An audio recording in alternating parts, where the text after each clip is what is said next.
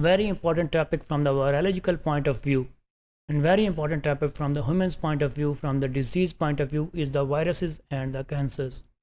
Whether there is some relationship between the virus and the cancer, whether there are the viruses which are causing the disease, which are leading towards the cancer, whether cancer is only caused by the viruses, or there are some other factors, or there are some other agents which can cause the cancer.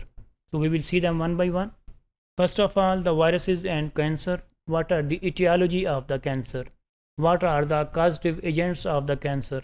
How the cancer happens? What is its causative agents? First of all the viruses. Of course, we are talking about the virology. So first of all, the viruses. There are different kind of the viruses which are present here and which can cause the cancer. Most importantly, the papilloma viruses, the Epstein-Barr viruses. Hepatitis B virus is very common and it can also lead towards the cancer. Then the retroviruses. These are some of the viruses which can lead towards the cancer. There is a specific phenomena, there is a specific process through which these viruses can cause these viruses can lead towards the cancer. However, along with these viruses, there are also most of the time some other factors or some other things which are capable to cause the cancer. Most importantly of which is the radiation.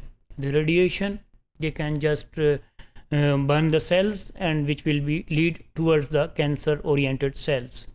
Then the environmental and industrial carcinogenic. There are a number of carcinogens which are present, and which are present inside our environment, outside our environment which we are living. Most of them are the environmental, and then the industrial carcinogenics are there. Then the immunodeficiency syndrome. Just like we already know about HIV, the human immunodeficiency syndrome. Similarly, there are some other immunodeficiency syndromes which are causing the disease in the immune system of the body, and because of the causing their disease, because of the immune system of the body, they will also lead towards the cancer. Then genetic susceptibility syndrome. Of course, the cancer can be spread through the genetics. So genetic susceptibility syndromes are very important, and cancer can also be one of the cause of the cancers through the genetic susceptibility syndromes.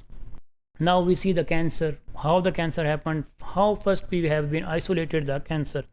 First of all, in 1876, a Russian researcher reported that the tumor, one of the side of the cancer, was transmitted from one dog to another dog.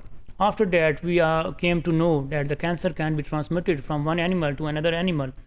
Then William Hames and Olberg in Copenhagen about 1908 reported that the extract from the chicken leukemia can cause the cancer, can cause the tumor. And this tumor, then 1909, the Ross found that extract from the chicken carcinoma can cause the tumor. Of course, the tumor is the type of the cancer. So in this way, we know that how the cancer can be spread, and there are some different ways through which the cancer can be transmissible. So what is the role of the viruses in the cancer? How the viruses can lead towards the cancer? What is the process on the viruses? As we already know, there are two different kinds of the viruses, the DNA viruses and the RNA viruses. How the DNA tumor viruses and RNA tumor viruses can cause the disease and cause the tumors and cause the viruses. First of all, we see the life cycle of the DNA tumor virus. Here you can see it's clear from the picture in front of you. The virus, of course, the virus is capable of two things, just nucleic acid and its coat. The coat is the protein.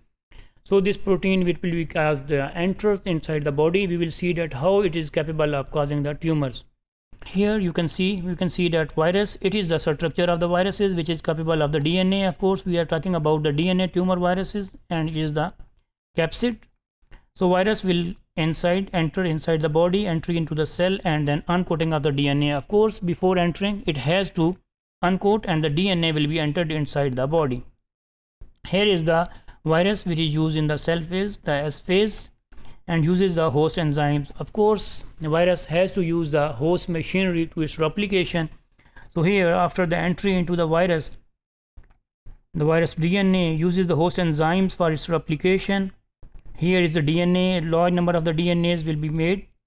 Here, on the other hand, the same will uses the host enzymes to make transcription to convert it into RNA, and then translation for the proteins. Similarly, here the code proteins, it will be entered, made, and here the DNA will be made. So assembly of the progeny virus particle followed by the exit from the cells.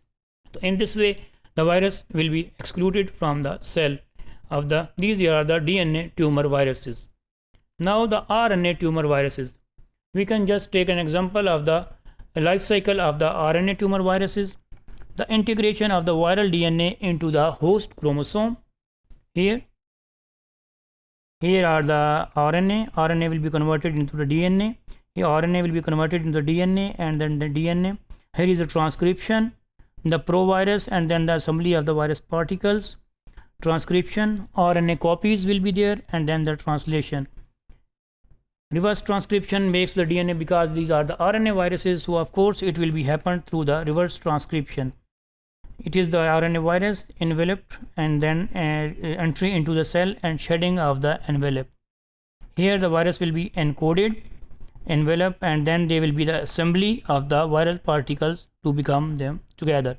So in this way, we have the two kinds of the viruses, the DNA and the RNA viruses, and we have already taken the example that Epstein virus and the hepatitis B virus. These viruses are quite capable of causing the disease, causing the cancer inside the body.